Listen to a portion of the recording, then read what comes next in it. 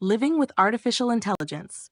Powerful artificial intelligence, AI, needs to be reliably aligned with human values. But does this mean AI will eventually have to police those values? This has been the decade of AI, with one astonishing feat after another. A chess playing AI that can defeat not only all human chess players, but also all previous human programmed chess machines after learning the game in just 4 hours. That's yesterday's news. What's next? True, these prodigious accomplishments are all in so-called narrow AI, where machines perform highly specialized tasks. But many experts believe this restriction is very temporary. By mid-century, we may have artificial general intelligence, machines that can achieve human-level performance on the full range of tasks that we ourselves can tackle. If so, there's little reason to think it will stop there. Machines will be free of many of the physical constraints on human intelligence.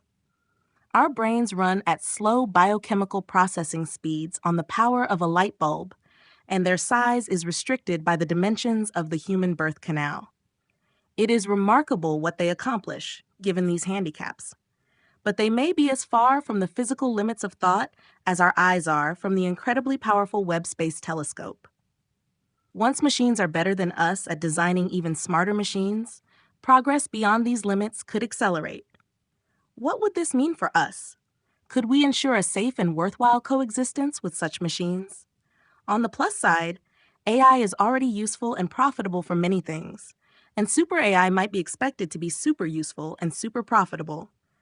But the more powerful AI becomes, the more important it will be to specify its goals with great care. Folklore is full of tales of people who ask for the wrong thing, with disastrous consequences.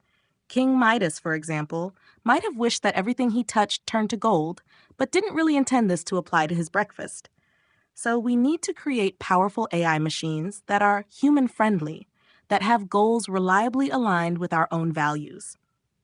One thing that makes this task difficult is that we are far from reliably human-friendly ourselves. We do many terrible things to each other and to many other creatures with whom we share the planet. If superintelligent machines don't do a lot better than us, we'll be in deep trouble. We'll have powerful new intelligence amplifying the dark sides of our own fallible natures. For safety's sake, then, we want the machines to be ethically as well as cognitively superhuman. We want them to aim for the moral high ground, not for the troughs in which many of us spend some of our time.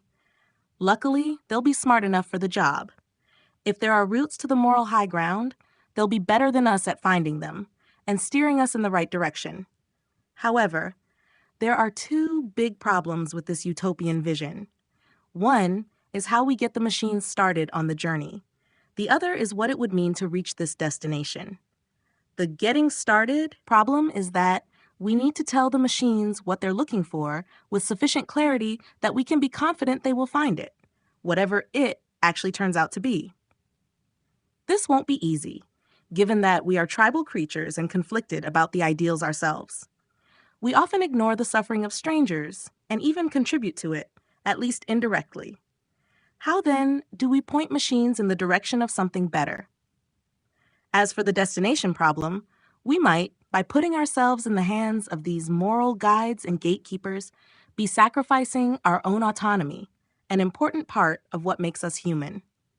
Machines who are better than us at sticking to the moral high ground may be expected to discourage some of the lapses we presently take for granted. We might lose our freedom to discriminate in favor of our own communities, for example. Loss of freedom to behave badly isn't always a bad thing, of course. Denying ourselves the freedom to put children to work in factories or to smoke in restaurants are signs of progress. But are we ready for ethical silicon police limiting our options? They might be so good at doing it that we won't notice them, but few of us are likely to welcome such a future.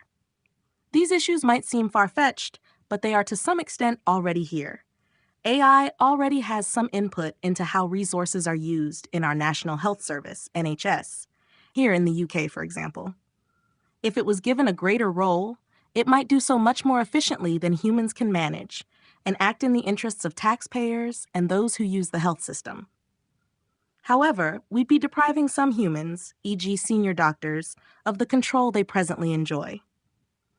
Since we'd want to ensure that people are treated equally and that policies are fair, the goals of AI would need to be specified correctly. We have a new powerful technology to deal with. Itself, literally, a new way of thinking. For our own safety, we need to point these new thinkers in the right direction and get them to act well for us.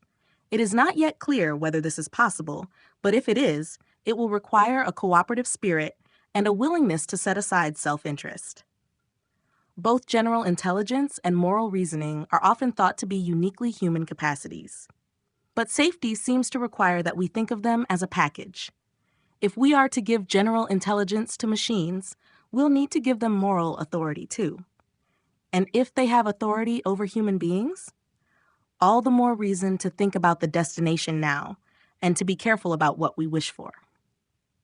Let me know if you need any further assistance.